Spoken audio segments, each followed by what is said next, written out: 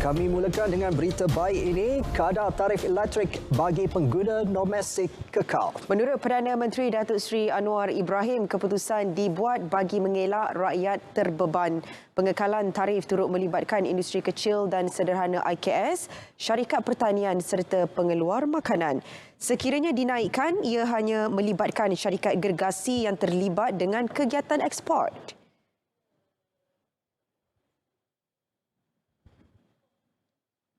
Kerana tarif terlalu rendah buat mereka dan subsidi itu tidak harus diberikan kepada syarikat-syarikat gergasi yang untungnya tinggi.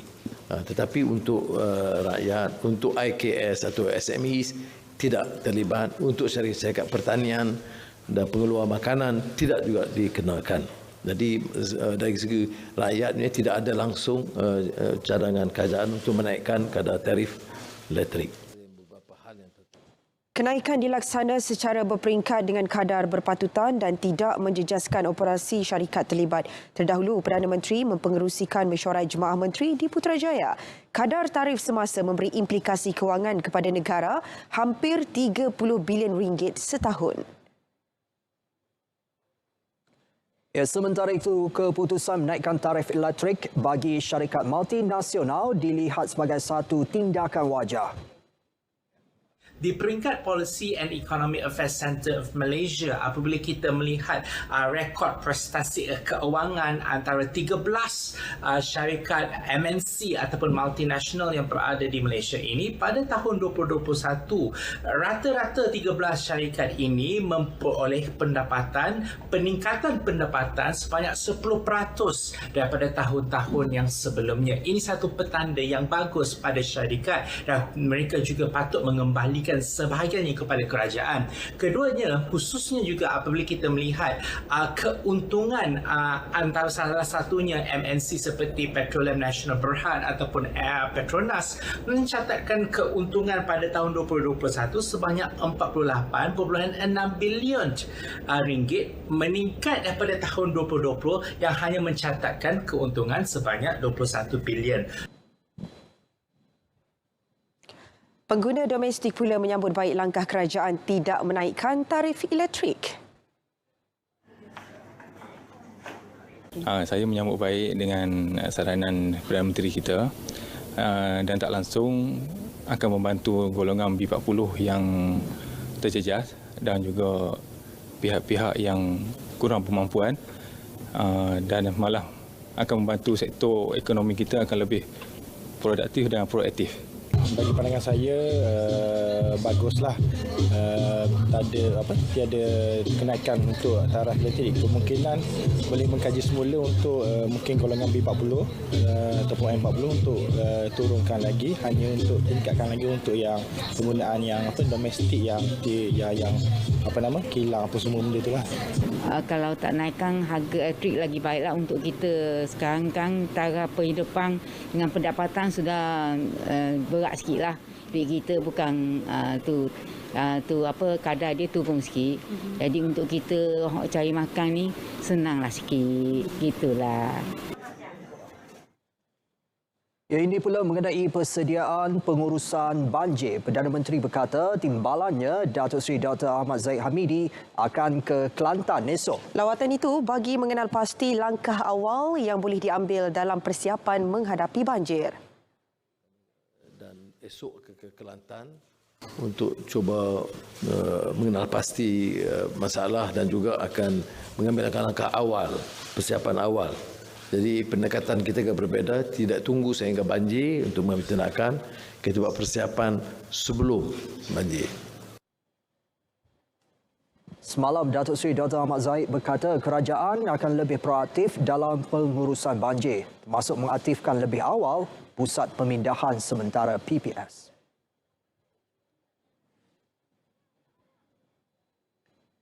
Yang di-Pertuan Agong Sultan Abdullah Riayatuddin Al-Mustafa Billah Shah telah lebih awal tidak mengambil gaji, itu sejak COVID-19 melanda negara. Menurut Perdana Menteri Sri Paduka Cakna dengan keadaan ekonomi yang menekan kehidupan rakyat. Saya nak umumkan bahawa Tuanku Yang di-Pertuan Agong sebenarnya telah menolak gaji sejak COVID. Ya. Jadi dia lebih awal daripada saya. Dia tidak menerima sebarang gaji dari kerajaan sejak COVID. Jadi saya ingat eloklah kita berikan penjelasan ini. Datuk Seri Anwar sebelum ini berpendirian untuk tidak menerima gaji bagi jawatan Perdana Menteri untuk memulihkan keyakinan rakyat terhadap kerajaan perpaduan pimpinannya. Jemaah Menteri turut bersetuju melaksanakan pemotongan gaji 20% setiap bulan. Pada masa sama, Datuk Seri Anwar positif bakal memperoleh sokongan 2/3 ahli Dewan Rakyat menerusi undi percaya pada sidang Parlimen minggu depan. Keyakinan itu berdasarkan sokongan ketua parti politik terhadap kerajaan perpaduan. Dia ketua-ketua parti, PH, Barisan Nasional, GPS, GRS, Warisan dan beberapa parti lain telah beri komitmen dan insya-Allah kita dapat teruskan dengan baik dan minta sudah didoakan yang sebaiknya. Usul undi percaya dikemuka bagi membuktikan keabsahan dan mandat. Peguam Negara Tan Sri Idrus Harun diminta mengadakan rundingan dengan kerajaan Singapura membabitkan kontroversi tuntutan terhadap Pulau Batu Putih. Perdana Menteri berkata kesan sampingan akan diteliti dan dikaji semula supaya rundingan berjaya dan tiada masalah berbangkit. Dan beberapa kesan sampingan juga kita akan minta diteliti semula, dikaji supaya ada rundingan yang lebih bermakna dan segera dengan Singapura supaya tidak ada apa-apa masalah berbangkit dari sudut hubungan dua negara sahabat. Pada tahun 2008, Mahkamah Jenayah Antarabangsa ICJ memutuskan Pulau Batu Putih milik Singapura. Bagaimanapun, pada 29 Oktober tahun lalu, Kabinet setuju membentuk pasukan petugas khas bagi menyimak isu-isu dan tindakan perundangan berhubung kes Pulau Batu Putih.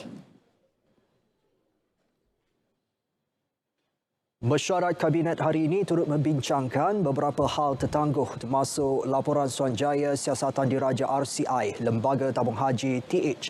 Datuk Seri Anwar berkata pengerusinya Tun Muhammad Raus Sharif telah memberi taklimat dan perbincangan akan disambung Januari ini. Perbincangan berkait permasalahan dalam TH dan cadangan bagi penambahbaikan. RCI ditubuhkan awal tahun ini bagi menyiasat isu berbangkit mengenai pengurusan dan operasi TH bermula tahun 2014 sehingga 2020.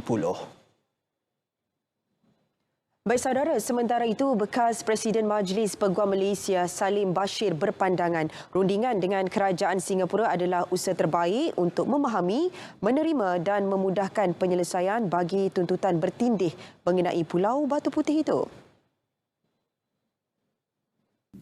Dan saya percaya bahawa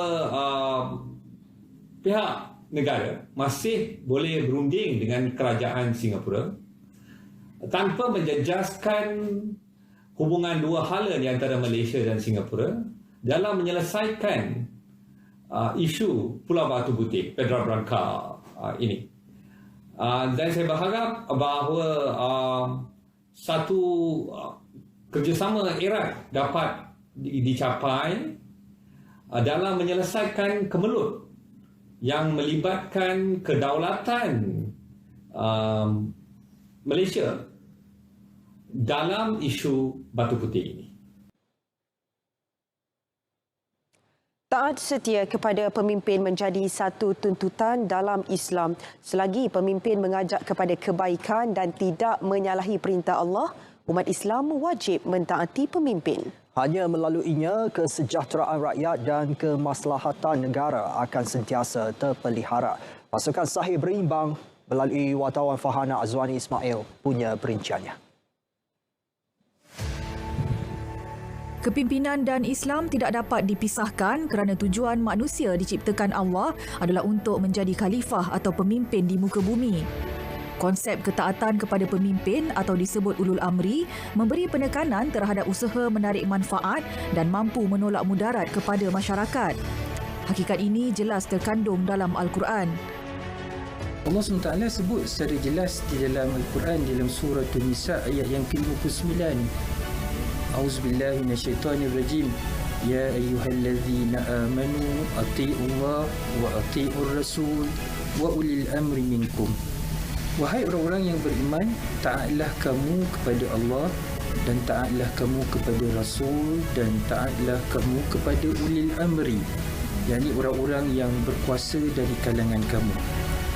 Kesetiaan kepada institusi raja, kalau kita lihat dalam konteks surah An-Nisa ayat 59 tadi, itu sudah jelas.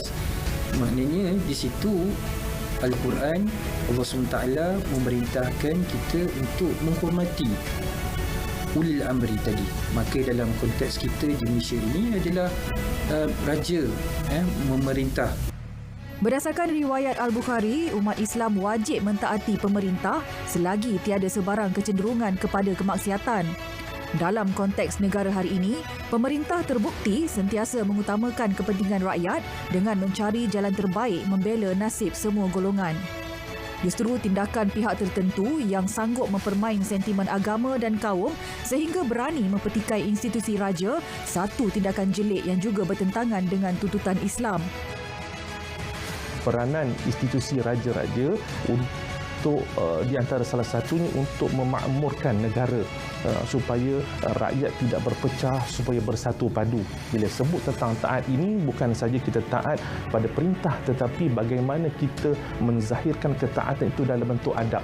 Dalam bentuk adab, bagaimana kita menghormati institusi raja-raja itu dari segi pertuturannya. Kan sekarang ni kita lihat pelbagai perkara-perkara negatif yang berlaku di media sosial yang kita perlu kawal sebenarnya. Kalau sudah sampai tidak bertegur siapa, kan hanya disebabkan politik, hanya disebabkan perkara-perkara yang boleh mendatangkan kegusaran selepas PRU dan sebagainya, saya rasa itu adalah perkara yang tidak wajar. Tetapi bagi saya, bagi rakyat Malaysia yang mempunyai raja, yang kita punyai institusi raja yang perlu dijaga kedaulatannya. Dalam konteks pentadbiran negara ini, pemimpin tertinggi dibahagikan kepada dua kategori. Pertama, ketua negara yang merujuk kepada Yang di-Pertuan Agong yang dipilih Majlis Raja-Raja seperti yang termaktub dalam Perkara 32/1 Perlembagaan Persekutuan. Kedua, ketua kerajaan iaitu Perdana Menteri yang mengetuai kepimpinan eksekutif tertinggi kerajaan yang turut dikenali sebagai Kabinet. Sehubungan itu, sebagai rakyat yang cintakan tanah air, menjadi kewajipan semua pihak untuk kembali kepada asas rukun negara dengan menjunjung tinggi prinsip kesetiaan kepada raja dan negara. Melihat kepada kepentingan sebuah pemerintahan menurut syariat, maka jelaslah betapa pentingnya ketaatan terhadap pemimpin dalam Islam. Sistem raja berperlembagaan yang diamalkan sejak merdeka menjadi lambang perpaduan rakyat berbilang kaum. Seluruh lapisan rakyat perlu memahami peranan sebenar institusi raja dalam melindungi kesucian agama Islam. Justru mana-mana pihak diingatkan supaya jangan sekali-kali mencampakkan nilai kesopanan dan kesusilaan hanya kerana ketidakpuasan hati yang didasari kepentingan peribadi. Farhana Azwani Ismail, RTM.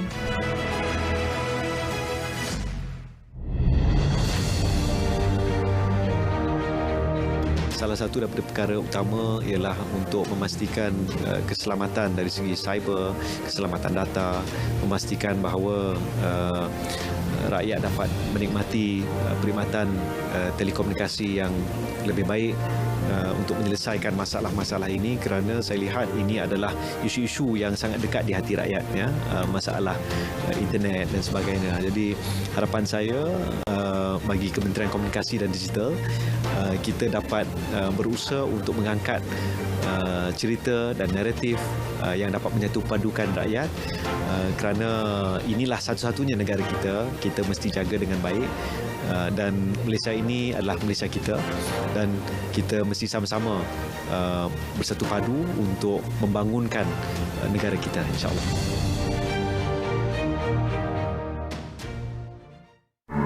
Persediaan awal menghadapi banjir. Dapatkan maklumat tentang banjir di tempat anda melalui hebahan radio, televisyen, media sosial, agensi kerajaan yang berkenaan serta bilik gerakan banjir negeri atau daerah yang berhampiran. Periksa saluran air seperti longkang supaya tiada halangan. Pastikan lokasi pusat pemindahan dan pusat bantuan bencana di tempat anda. Sediakan peralatan kecemasan dan bekalan makanan yang secukupnya. Pastikan seluruh ahli keluarga anda sentiasa peka dengan perubahan persekitaran.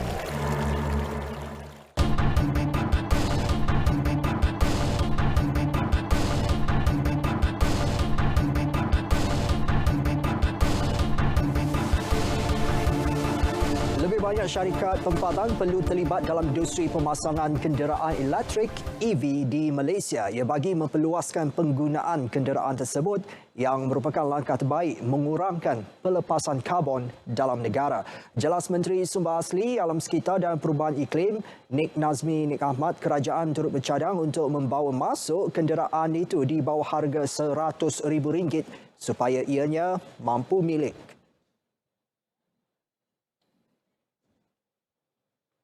Untuk masa akan datang, kita akan lihatlah bagaimana mungkin untuk belanjawan 2023 yang disemak semula ataupun belanjawan 2024, kerajaan dapat tambah lagi insentif untuk EV lah.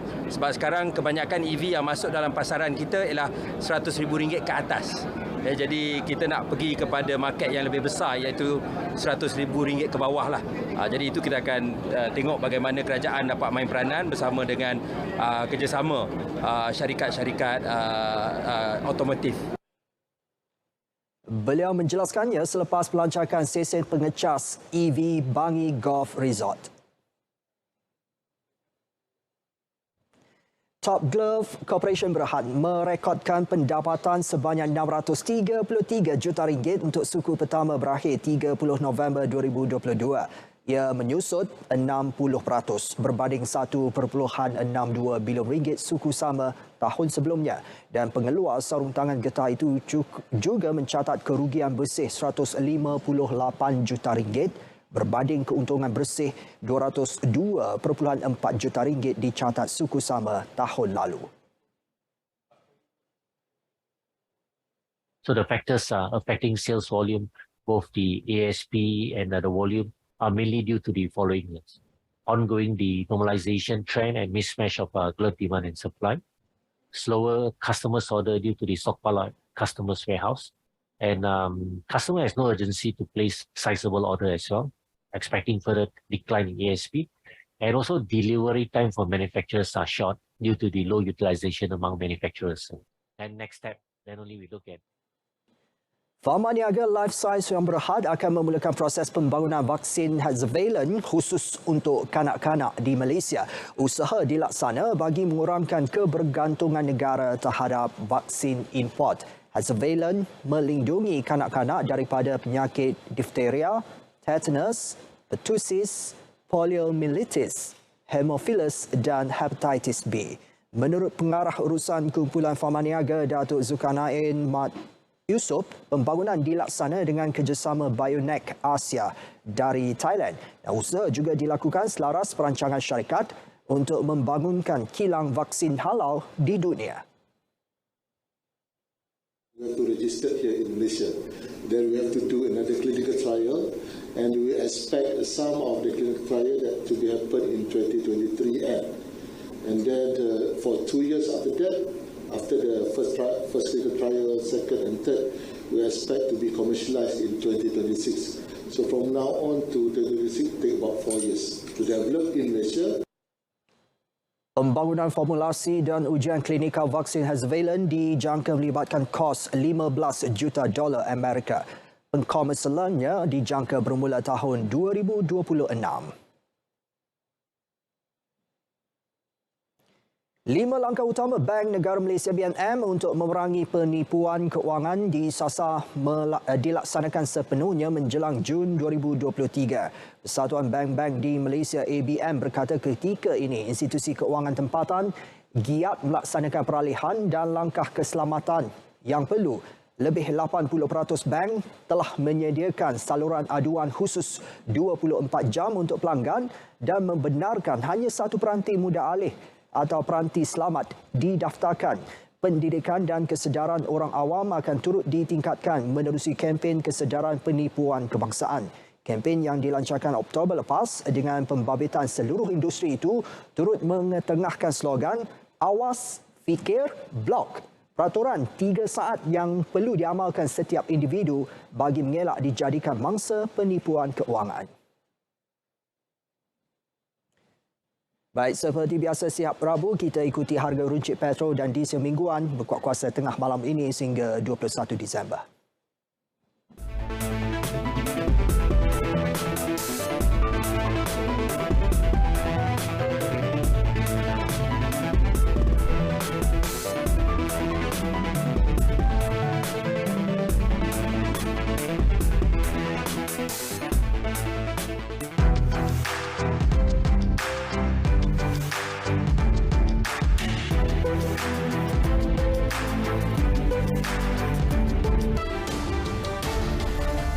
Yang di-Pertuan Agong Sultan Abdullah Riayatuddin Al-Mustafa Billah Shah berkenan berangkat melakukan kunjungan hormat dan pertemuan dengan Emir Qatar Sheikh Tamim Hamad Al Thani di Doha, Qatar semalam. Pada pertemuan itu, Sri Paduka menzahirkan ucapan setinggi-tinggi tahniah kepada Yang Mulia Sheikh Tamim dan Kerajaan Qatar sebagai tuan rumah atas kejayaan menganjur dan mengendalikan kejohanan bola sepak Piala Dunia Qatar 2022. Istana Negara menerusi satu kenyataan memaklumkan kedua-dua pemimpin turut menyentuh berkenaan hubungan dua hala yang baik antara Malaysia dan Qatar. Selain itu, usaha-usaha untuk mempertingkatkan lagi hubungan serta beberapa isu membabitkan kepentingan bersama turut dibincangkan. Sri Paduka Baginda kini berada di Doha atas persilaan peribadi Yang Mulia Sheikh Tamim sempena Tamasya Piala Dunia FIFA Qatar 2022. Dalam rangka lawatan khas selama 6 hari bermula semalam, Sri Paduka turut dijadualkan menerima menghadap beberapa pemimpin kerajaan Qatar dan berangkat menghadiri majlis santapan bersama rakyat Malaysia di Qatar. Persediaan lebih proaktif akan dilakukan untuk hadapi sebarang kemungkinan bencana banjir seluruh negara. Menurut Menteri Pembangunan Kerajaan Tempatan Ngah Koming melalui Jabatan Bomba dan Penyelamat Malaysia JPBM, pihaknya juga akan mengenal pasti kawasan hotspot banjir yang mungkin berlaku sepanjang monsun Timur Laut MTL. Selain itu, JPBM turut mengenal pasti 5,235 kawasan berisiko tinggi di seluruh negara melibatkan 4,795 kawasan banjir, 254 kawasan cerun kritikal dan 186 kawasan melibatkan kepala air. Manakala dari segi kekuatan anggota pula, seramai 12,857 pegawai sepenuh masa dan 2,111 pegawai bomba bantuan dikerah bersiap siaga berdepan sebarang kemungkinan banjir. Kesiapsiagaan ini melibatkan kenderaan angkut ringan sebanyak 584 unit, kenderaan angkut berat 140 unit dan kenderaan marine sebanyak 487 unit termasuk 62 buah bot telah pun disediakan. Beliau ditemui dalam satu sidang media selepas menghadiri taklimat kesiapsiagaan JBPM menghadapi MTL di Ibu Pejabat JBPM Putrajaya. Langkah proaktif kerajaan mengenai persediaan pengurusan banjir dilihat amat wajar bagi mengenal pasti langkah awal menghadapi banjir. Pendekatan berbeza kali ini dapat mengurangkan impak terhadap penduduk terjejas. Berkenaan dengan masalah banjir di negeri Kelantan, saya rasa adalah amat wajar pihak kerajaan mengambil langkah proaktif untuk membuat segala persediaan ataupun kesiapsiagaan untuk membantu mangsa banjir di negeri itu. Saya berharaplah bahawa semua pihak dapat menggemblingkan tenaga ke arah untuk mengurangkan impak banjir di negeri Kelantan. Sehubungan lawatan akan diadakan esok oleh Timbalan Perdana Menteri Datuk Seri Zahid Hamidi ke kawasan banjir di kawasan Kelantan amat digalakkan disebabkan sebelum ni kebiasaannya bantuan-bantuan disampaikan selepas banjir berlaku dan juga mungkin persiapan ini tak dapat dilakukan daripada awal-awal sebelum banjir. Seterusnya kita tumpukan kepada situasi banjir di 5 negeri melibatkan Pahang, Kelantan, Terengganu, Perak dan juga di Johor. Setakat pukul 8 malam tadi, laporan bencana nasional APM merekodkan jumlah keseluruhan 2,494 penduduk terjejas kini berlindung di 19 pusat pemindahan sementara. Kelantan kekal dengan jumlah penduduk terjejas paling tinggi iaitu 2,019 orang. Berikut perincian mengikut negeri terjejas.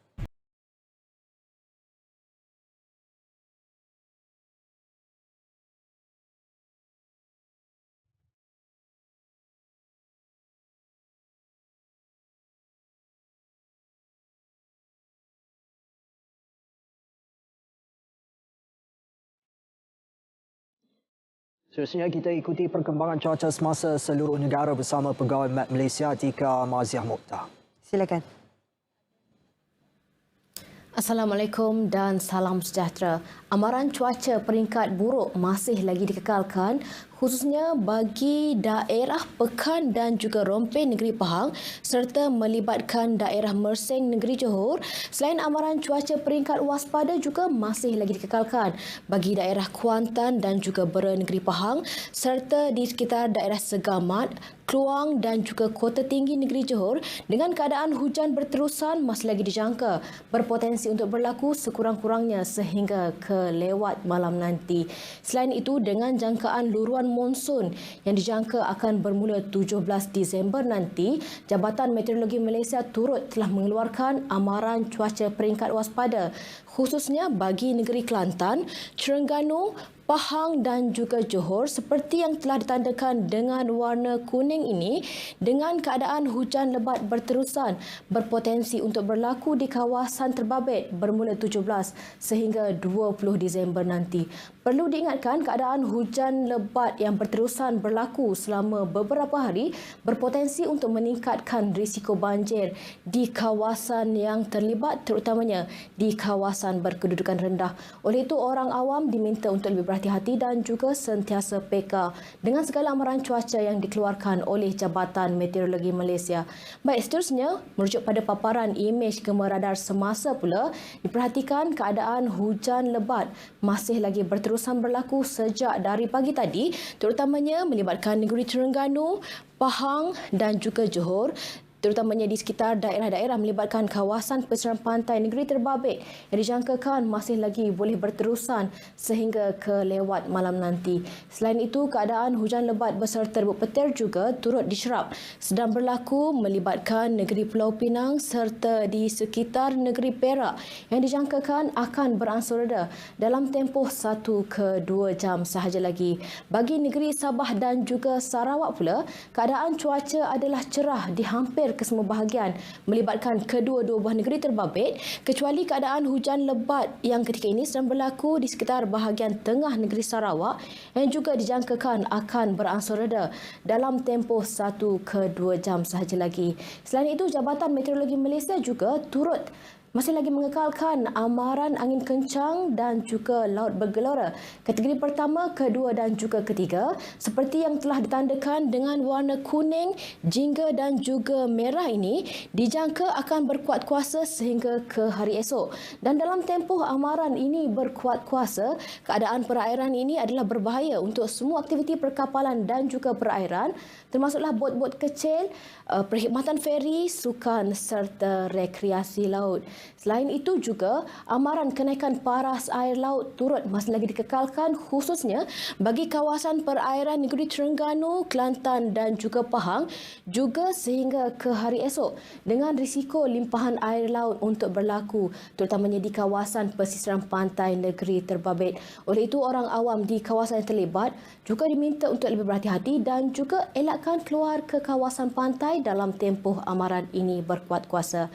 Baik, ini sahaja ramalan cuaca cuaca yang dapat saya kongsikan pada malam ini. Untuk mendapatkan maklumat cuaca yang lebih terperinci, anda boleh layari laman sesawang kami di www.met.gov.my atau menerusi laman sosial media kami seperti yang telah tertera di sini. Sekian dahulu dari Jabatan Meteorologi Malaysia, saya Atikah Marziah. Assalamualaikum dan salam sejahtera.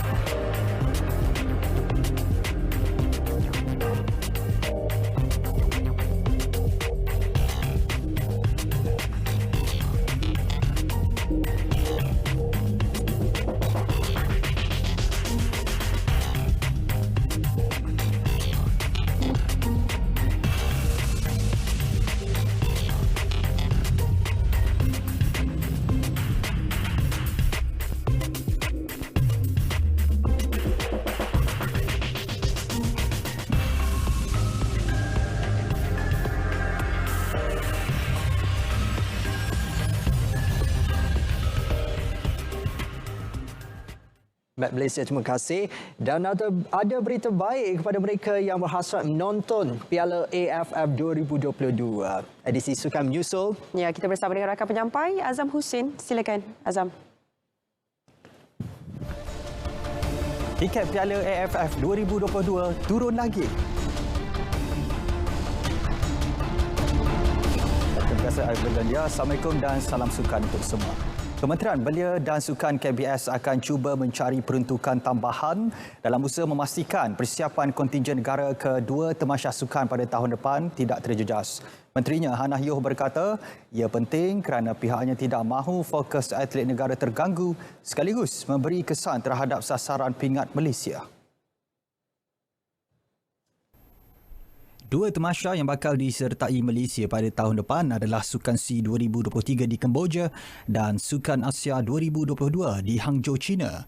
Sebelum ini, Hannah memberi jaminan beliau tidak akan merombak sebarang program yang telah dirangka oleh KBS terhadap atlet negara. Saya rasa sports ini yang paling penting mereka tak ada distraction. Pastikan mereka boleh fokus latihan mereka. Itu sebab peruntukan semua ini kita tak boleh cut tiba-tiba. Tak nak ganggu persiapan mereka. Saya akan laksanakan yang terbaik untuk pastikan tak ada gangguan seperti inilah. Sukan SEA 2023 Kemboja akan berlangsung pada 5 hingga 17 Mei tahun depan. Manakala Sukan Asia 2022 di Hangzhou yang sepatutnya berlangsung tahun ini telah ditunda pada 10 hingga 25 September 2023. Baik, ini pula berita baik yang disebut sebentar tadi buat peminat skuad Harimau Malaya. Persatuan Bola Sepak Malaysia FAM mengumumkan penurunan kali kedua harga tiket bagi aksi Piala AFF berdepan Laos dan Singapura di Stadium Nasional Bukit Jalil. Presiden FAM, Datuk Hamidin Muhammad Amin dalam satu kenyataan hari ini menjelaskan keputusan tersebut dibuat selepas mengambil kira pelbagai reaksi daripada penyokong Harimau Malaya. Diskaun terbaru itu menyaksikan harga tiket terbuka kini diturunkan kepada RM30, premium RM50 dan grandstand RM60. Manakala tiket kanak-kanak berusia 6 hingga 12 tahun yang sebelum ini berharga RM10 kini diturunkan kepada RM5. Beliau berkata peningkatan harga tiket bagi edisi 2022 berbanding edisi 2018 terpaksa dibuat kerana peningkatan kos melibatkan pengurusan dan penganjuran perlawanan. Terdahulu, Menteri Belia dan Sukan Hannah Yoh memohon FAM supaya mengurangkan lagi harga tiket perlawanan Piala AFF 2022 bagi kategori terbuka selepas badan induk itu mengumumkan penurunan harga tiket buat kali pertama semalam. Menerusi muanai di laman media sosialnya, Hana menjelaskan penurunan itu mungkin boleh meningkatkan lagi kehadiran peminat bagi menyaksikan aksi Harimau Malaya di gelanggang sendiri. Menurut Datuk Hamidin, bagi penyokong yang sudah pun membeli tiket pada harga asal ataupun harga yang diturunkan semalam, proses pemulangan untuk amaun yang berlebihan akan diuruskan oleh pihak tiket hotline. Sementara itu, malam ini, skuad Harimau Malaya akan turun menentang Maldives dalam aksi persahabatan di Stadium Bola Sepak Kuala Lumpur Ceras. Pertemuan ini adalah persiapan terakhir bagi pasukan negara sebelum bermulanya saingan Piala AFF 2022 hujung bulan ini. Menentang lawan di ranking ke-154 dunia itu, pengendali pasukan negara Kim Panggon sudah pasti mahukan ia berakhir dengan keputusan positif. Pasukan kebangsaan yang menghuni ranking ke-146 dunia cemerlang apabila melakar kemenangan bergaya 4-0 ke atas Kemboja pada aksi persahabatan pertama. Momentum itu diharap dapat diteruskan bagi meningkatkan moral pasukan sebelum mengharungi cabaran sebenar. Skuad Harimau Malaya bakal memulakan kempen kumpulan B Piala AFF menentang Myanmar di Yangon pada 21 Disember, diikuti aksi menentang Laos di Bukit Jalil pada 24 Disember dan Vietnam di Hanoi 27 Disember sebelum menerima kunjungan Singapura di Bukit Jalil pada 3 Januari. Skuad Harimau Malaya yang merangkul gelaran juara pada 2010 terkandas di peringkat kumpulan pada edisi lalu di Singapura. Kita ke perkembangan Liga Malaysia. Kedah Darul Aman KDAFC terus memperkuatkan pasukan bagi mengharungi saingan Liga Super musim depan apabila mengikat bekas tonggak import Terengganu Manuel Gelato Ott dengan kontrak selama 2 tahun. Menerusi satu kenyataan, KDAFC memaklumkan Ott yang memiliki kerayatan Filipina bakal mengisi kuota import ASEAN. Perancang berusia 30 tahun kelahiran Jerman ini bakal menyarung jersey bernombor 8 bersama skuad hijau kuning. Ott sebelum ini menjadi antara pemain import yang menarik perhatian dalam saingan Liga Malaysia menerusi kelincahan serta kreativitinya dalam merancana serangan. Pemain kebangsaan Filipina ini pernah beraksi bersama Melaka United pada musim 2021 sebelum menyertai Terengganu pada musim lepas. Dia bakal menjadi aset penting buat Kedah dan akan bergandingan dengan seorang lagi pemain import Asia, Amirbek Jurabov yang berasal dari Tajikistan. Baik, sementara itu Terengganu FC TFC mengumumkan 12 pemain yang tidak akan bersama pasukan itu dalam membawa cabaran di Liga Malaysia dan Piala Konfederasi Asia AFC musim depan. Ia turut melibatkan 5 tonggak import. TFC dalam kenyataannya memaklumkan pemain tempatan yang terlibat ialah Muhammad Syarmiza Yusof, Syahrin Sapian, Azalinullah alias Nik Akif Syahiran Nikmat, Muhammad Arif Anwar, Muhammad Hafizal alias dan pemain sayap Faizal Abdul Halim. 5 pemain import yang tidak lagi bersama skuad penyempula KP Chiche, Pape Diakite, Petrus Shitembi, Kepah Syaman dan Manuel Ott. TFC sebelum ini telah menandatangani kontrak bersama penyerang import kelahiran Haiti, Sonny Norde. Dalam pada itu, TFC turut mengumumkan senarai 6 pemain daripada pasukan adik TFC 2 yang akan dinaikkan pangkat ke skuad penyu musim depan. Dalam saingan Liga Super musim ini, TFC mempamerkan prestasi cemerlang apabila menamatkan kempen di tangga kedua Liga selain turut layak ke Piala AFC musim depan. Seramai 175 pemain tenis dalam dan luar negara bakal berentap dalam kejohanan tenis remaja terbuka Majlis Bandaraya Petaling Jaya MBPJ pada 17 hingga 21 Disember ini. Kejohanan memasuki edisi ke-32 itu bakal dihangatkan lagi dengan penyertaan pemain remaja dari Australia, India dan Singapura. Untuk bekerjasama Naib Presiden Persatuan Tenis Selangor, Tengku Datuk Muhammad Al-Haj Tengku Harun berkata, kejohanan itu kekal bertaraf ranking remaja kebangsaan yang akan memberikan mata ranking buat semua pemain. Jadi oleh kerana mereka bermain untuk mendapatkan ranking point, so boleh katakan hampir semua pemain-pemain remaja yang akan menyertai kejohanan ini. Setiap kali dia main, dia akan dapat point. So untuk menentukan di peringkat kebangsaan nanti siapa yang akan dipilih nanti mewakili negara. Jadi situlah ranking yang dia akan kira nantilah jumlah. Sebab dia ada banyak lagi kejohanan di peringkat kebangsaan. So salah satunya adalah kejohanan MPBJ ni lah akan dikira sebagai ranking point. Jadi mana yang tak cukup poin sebelum tu, dia akan stay lah kejohanan MBPJ untuk mendapatkan lebih poin. Beliau berkata demikian semasa sesi sidang media kejohanan yang turut dihadiri Datuk Bandar MBPJ Tuan Muhammad Azhan Mat Amir. Jelas Tengku Datuk Muhammad Al-Haj, mata ranking ini hanya diguna pakai kepada pemain tempatan. Kejohanan tenis terbuka remaja MBPJ melibatkan pemain berumur 8 hingga 16 tahun, kategori lelaki dan wanita. Malaysia dan China bertekad untuk terus memperkukuhkan hubungan baik yang sedia terjalin antara kedua-dua negara. Perdana Menteri Datuk Seri Anwar Ibrahim dalam catatan terbaru di halaman Facebook rasmi beliau menyatakan langkah berkenaan demi kemaslahatan dan kesejahteraan rakyat serta kepentingan bersama. Datuk Seri Anwar memaklumkan menerima kunjungan hormat Duta Besar China ke Malaysia, Ouyang Yujing semalam yang diiringi oleh delegasinya. Kedua pihak mengadakan perbincangan berkaitan kerjasama dua hala, terutama bagi menarik pelaburan dan memperkukuhkan hubungan perdagangan selain meningkatkan hubungan rakyat kedua negara. Universiti Awam baru tidak akan ditambah. Menteri Pendidikan Tinggi Datuk Seri Muhammad Khalid Nordin berkata 20 universiti awam sedia ada mencukupi. Kita tidak akan menambah universiti awam, tapi kita akan memberi tumpuan kepada usaha mengukuhkan kepimpinan universiti dan memastikan universiti bergerak mengikut landasan yang betul, memenuhi misi dan juga visinya. Menurut Datuk Seri Khalid, Politeknik dan College Community juga perlu diberi tumpuan supaya bergerak seiring dengan institusi sedia ada.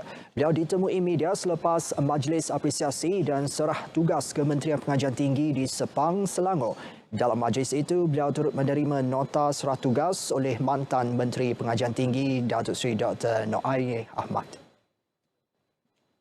Bagi mempercepat pergerakan operasi menyelamat Jabatan Bomba dan Penyelamat JPBM, Selangor menempatkan 3 pusat kawalan hadapan PKH dan 1 pasukan gerak cepat PGC di lokasi kritikal banjir. Dilengkapi dengan aset seperti bot penyelamat, PKH beroperasi sejak November lalu. Rakan wartawan Sazwani Samsu ada laporannya.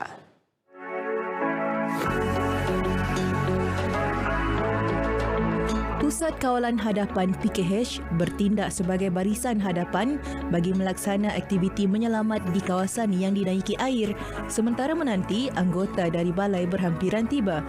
3 PKH dibuka di lokasi kritikal banjir Batu 14, Sungai Lui dan Seri Muda, manakala 1 pasukan gerak cepat PGC ditempatkan di Bukit Jelutong dengan jarak hanya 5 minit diperlukan berbanding 30 minit untuk sampai ke lokasi banjir sebelum ini.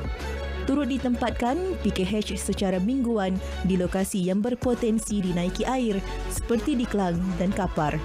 Sebab itu kita telah merancang strategi di mana kita mewujudkan pos-pos kawalan hadapan di kawasan-kawasan yang sememangnya akan berlaku banjir jika berlaku hujan lebat dan sebagainya. Contohnya di Seri Muda, di Sungai Lui dan juga Batu 14. Di samping itu juga di balai-balai lain yang kita telah kenal pasti. Kawasan-kawasan balai yang telah kita kenal pasti terdapat sebanyak 52 hotspot banjir dan juga sebanyak 307 kawasan yang berisiko banjir. Apabila hujan turun dalam jangka masa yang agak lama dan juga bergantung juga kepada paras air.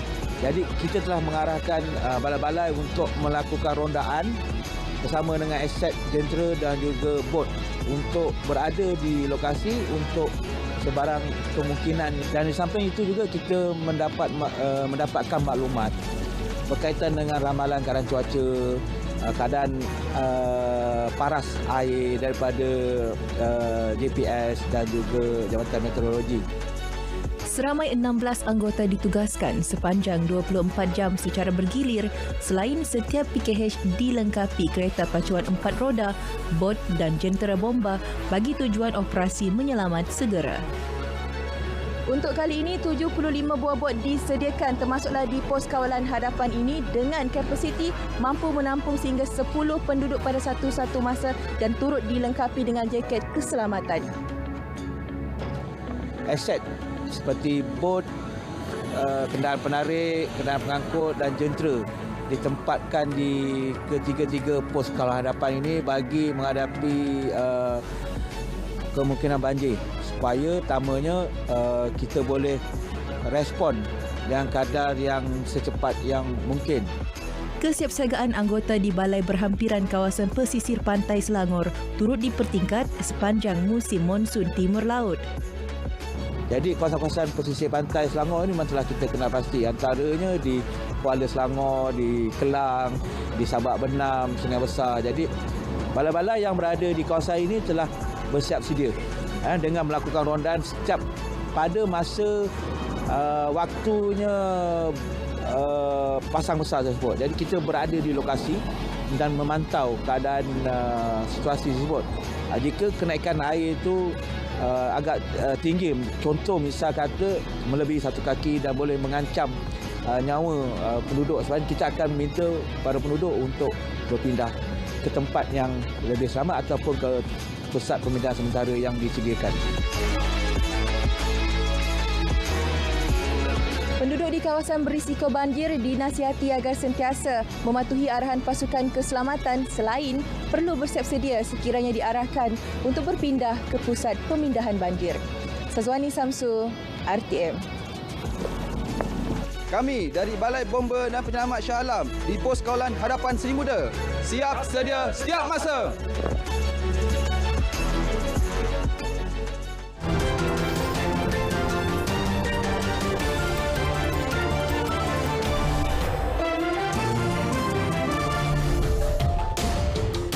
Hari ini 14 Disember merupakan Hari Monyet Sedunia. Sepenuhnya dengan hari tersebut, kita bawakan beberapa kisah spesies primat dalam segmen Hashtag. Misalnya di TikTok, tular sebuah video memaparkan seorang wanita menawarkan sebiji buah apple kepada seekor orang-utan. Apa yang menarik, riak wajah orang-utan itu yang mencebik bibir seolah-olah sedang merayu untuk diberikan buah apple. Tindakan berkenaan mencuit hati pengguna media sosial dan meraih 2.3 juta tanda suka.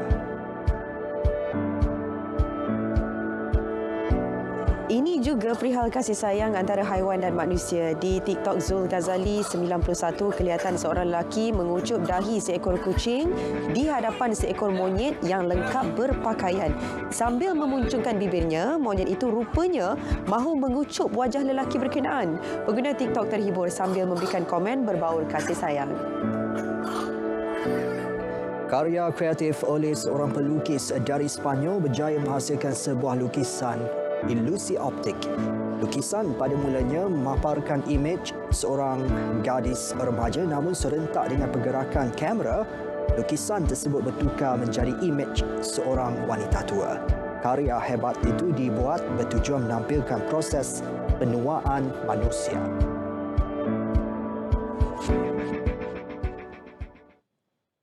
Berita perdana 14 Disember 2022 berakhir di sini. Dapatkan perkembangan saya sepanjang masa melalui portal berita.rtm.gov.my. Sahih di RTM. Assalamualaikum. Salam sejahtera dan salam perpaduan.